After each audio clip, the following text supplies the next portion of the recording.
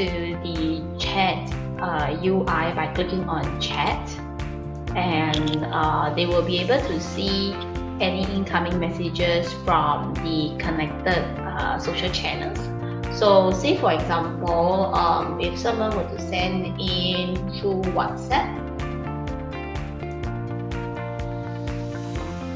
then what will happen is that there will be new incoming notification over here, and the agent can click on it to look into the message details. And over here, the agents can see the ID, the messenger ID. So in this case for WhatsApp, it will be mobile number. Then if it's actually from other channels like Telegram, it will be capturing whatever profile ID in the social channel of that particular sender. So back to the previous example, I can also see, not just the messenger ID, I can see the message as well as the timestamp, and I'm able to reply.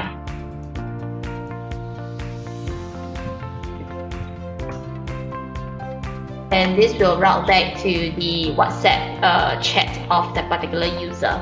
So apart from sending and receiving messages, the agent can also assign to other agents or the supervisor.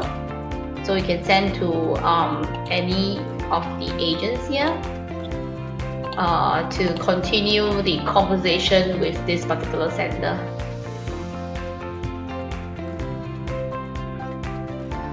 When I click assign, whoever is the assigned agent will get the notifications at the bell here when they log in.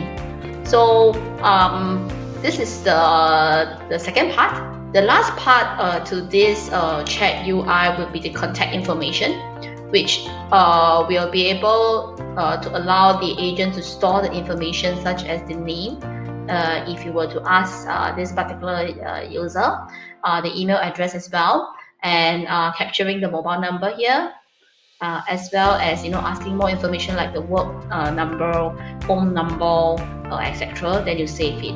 So once you save it, this will actually be part of the contact management listing for you to do management of your contacts.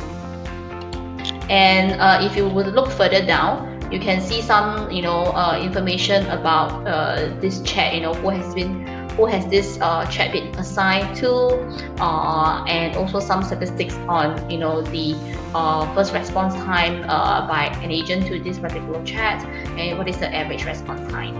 So these are just some statistical information for this particular contact for agent's reference.